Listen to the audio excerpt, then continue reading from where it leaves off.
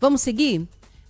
Por falar em investigação, a gente ainda tem os desdobramentos daquela mega operação contra o PCC da semana passada, né, que atingiu fintechs, esses bancos digitais, né, e também toda a cadeia de produção de combustíveis, incluindo o etanol, ou principalmente o etanol, aqui em São Paulo. Tem criminosos que estão foragidos, Joel, 8 no total. Pois é, e falávamos de 40 bilhões de reais investidos em fundos. Falávamos não, a gente fala mesmo, porque esse dinheiro, ao que tudo indica, ele continua lá, ele foi identificado já, mas continua lá. Imagine 40 bilhões investidos ali, entre aspas, de forma lícita. O que significa isso? Sabe o que significa? É um poderio jamais visto. É o crime organizado cada vez mais dentro da área lícita, da área formal. É aí que mora a preocupação. Preocupação também que vem com vazamento de informação.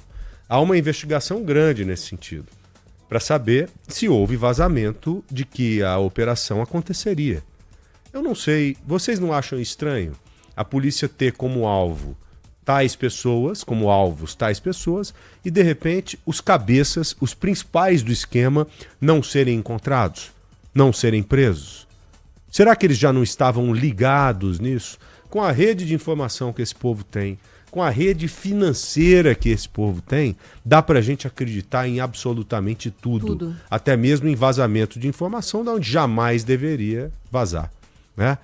Ninguém aqui é inocente a ponto de dizer que, olha, isso não existe, isso é coisa de filme. Distante disso, é muito mais possível acontecer do que não. Pelo menos para mim, funciona assim, sabendo do poder econômico desse grupo. E o dinheiro compra muita coisa, compra quase tudo, só não compra algumas coisas aí.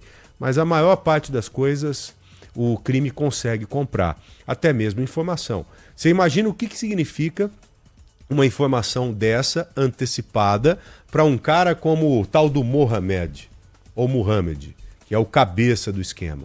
Sujeito que tem bilhões. Consequentemente, ele pode pagar milhões.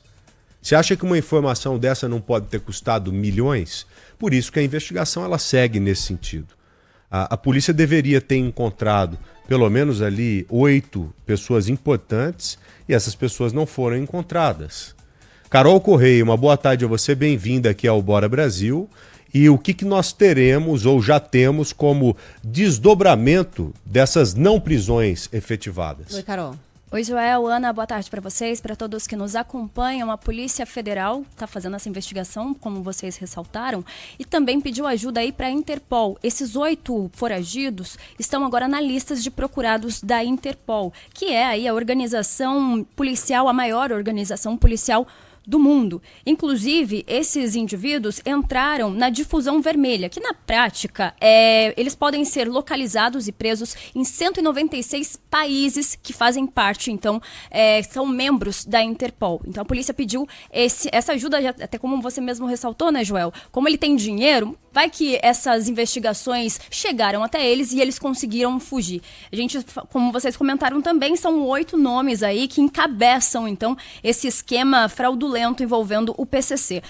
O maior deles é o Mohamed Hussein Murad, o primo, mais conhecido como primo, que ele é apontado, então, como o principal articulador. Outro também é o Roberto Augusto Leme da Silva, conhecido como Beto Louco, considerado co-líder dessa lista aí, então. Mas outras pessoas também que estão envolvidas, outras 6 pessoas estão envolvidas aí nessa operação. Então, a Polícia Federal pediu essa ajuda para a Interpol para continuar investigando, porque a gente sabe, é um esquema bilionário, né? Praticamente aí, que muito bem esquematizado. E a gente vai seguir acompanhando porque tem muitos desdobramentos nessa operação, né? É lógico que é importante colocar na lista vermelha da Interpol, lista de difusão, né, da Interpol, mas esses caras, eles já devem ter feito uma fuga planejada, arquitetada. Eles provavelmente estão ou em algum lugar da África, ou, como muito mais provavelmente penso aqui, na Bolívia, que são lugares inalcançáveis. Um país em que o grau de corrupção é monumental. O Tuta, que é um dos líderes do PCC que foi preso há uns 30, 60 dias, entre 30 e 60 dias, ele só foi preso pelo acaso mesmo.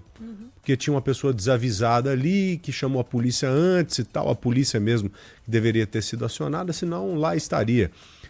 Nós enviamos reportagem para lá não tem muito tempo e encontramos um paraíso, um oásis com campo de golfe, com mansões, uma área muito mais bonita, até economicamente falando, do que a região aqui metropolitana de São Paulo, onde tem os Alphavilles, é um lugar assim que parece que você está vendo os Estados Unidos pelo alto.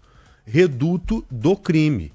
Criminosos não só do Brasil, mas de outras partes do mundo que ficam refugiados lá, escondidos. É provável que eles estejam lá. Uma área, infelizmente, inalcançável, né, aos braços da lei. Então, com Interpol, sem Interpol, eles vão seguir muito tempo ainda do jeito em que provavelmente já estão. Carol Correia, muito obrigado. Um abraço para você. Bom trabalho, viu? Valeu. Obrigada, viu, gente?